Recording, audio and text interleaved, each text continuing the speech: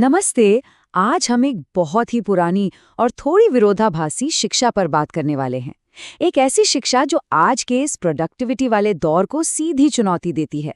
हम बात करेंगे उस चीज की ताकत के बारे में जिसकी कोई उपयोगिता ही नहीं है।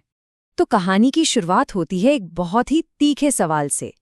दार्शनिक हुइत्ज़ू ने अपने दोस्त चुआंग-ज़ू पर एक तरह का आरोप लगाया।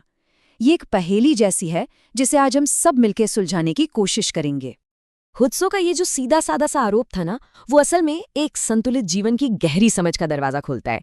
और चुआंग-ज़ू का जवाब, वो कोई चालाकी भरा पलटवार नहीं था, बल्कि ये एक बहुत ही पावरफुल कहानी की शुरुआत थी जो हमें एक गहरा सच समझाने वाली थी। अपनी बात को समझाने के लिए चुआंग-ज़ू ने एक बड़ा ही शानदार उदाहरण दिया, हमारे पैरों के ठीक नीचे जो जमीन है उसी का। कहानी कुछ यूं शुरू होती है। जरा सोचिए, कोई भी इंसान पृथ्वी के कितने हिस्से का इस्तेमाल करता है? सिर्फ उतना ही जितने पर उसके पैर टिके हैं, बस कुछ इंच जमीन। और यहीं पर कहानी एक दिलचस्प मोड़ लेती है। सवाल ये उठता है कि जमीन का वो छोटा सा उपयोगी टुकड़ा, उसे सहारा कहाँ से मिलता है? आखिर वो हवा में तो नहीं है ना? जवाब है उसके चारों तरफ फैली हुई विशाल और जिसे हम कह सकते हैं बेकार पृथ्वी। मतलब वही जमीन जिसका उस पल में कोई सीधा इस्तेमाल नहीं हो रहा है। अब जरा कल्पना कीजिए कि उस सारी बेकार जमीन को हटा दिया जाए। वो इंसान जमीन के एक छोटे से टुकड़े पर खड़ा है और उसके चारों तरफ एक गहरी खाई है। इस हालत में हुइत्ज़ू को भी ये मानना पड़ा कि अब जमीन का वो छोटा सा टुकड़ा भी किसी काम का नहीं रहा। बिना सहारे के वो जो उपयोगी हिस्सा था वो भी अनुपयोगी हो गया।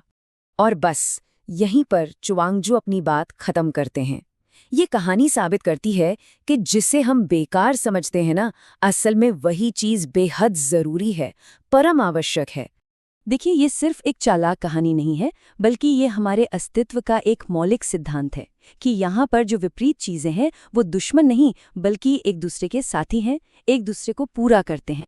मिसाल के तौर पर जीवन और मृत्यु को ही ले लीजिए। जीवन का अस्तित्व ही इसीलिए है क्योंकि मृत्यु है। मृत्यु कोई अंत नहीं है, बल्कि वही है जो जीवन को संभव बनाती है। एक के बिना दूसरे का कोई मतलब नहीं है।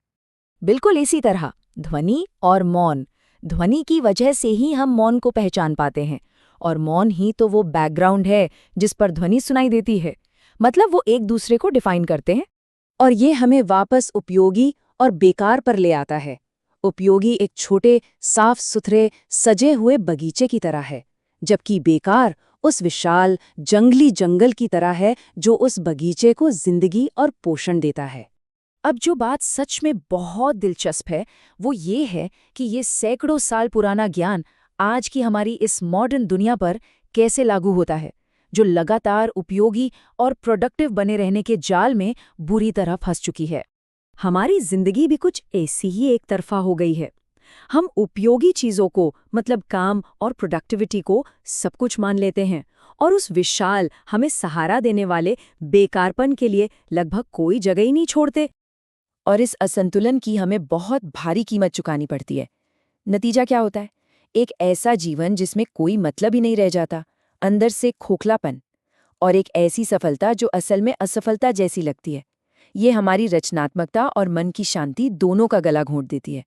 तो सवाल ये है कि इस संतुलन को फिर से कैसे पाया जाए? इसका मतलब ये बिल्कुल नहीं है कि काम छोड़ दिया जाए, बल्कि ये है कि हम जानबूझकर बेकार को अपनी जिंदगी में फिर से जगह दें। सबसे पहले तो खेल को लेकर हमारी सोच बदलनी होगी। ये समय की बर्बादी नहीं है, बल्कि ये वो जमीन है जहां से रचनात्मकता, नए आइडियाज और असली इनोवेशन पैदा होते हैं। ये सार्थक काम के लिए एक जरूरी बुनियाद है। इसी तरह से ध्यान को देखिए। ये कोई खालीपन नहीं है, बल्कि ये वो महत्वपूर्ण, बेकार सी लगने वाली अंदर की दुनिया है जो एक शांत और फोकस्ड दिमाग को सहारा देती है। यहीं पर हमारा मानसिक स्वास्थ्य और विचारों की स्पष्टता पनपती है। चुआंग-त्सू जिस संतुलन की बात कर रहे हैं उसे पाने का एक बहुत ही सरल तरीका है। जब दिमाग की जरूरत हो तो उसे एक टूल, एक औजार की तरह इस्तेमाल करें, और जब काम खत्म हो जाए तो उस औजार को उठाकर किनारे रख दें और उपयोगी और बेकार के बीच आज़ादी से आते जाते रहें।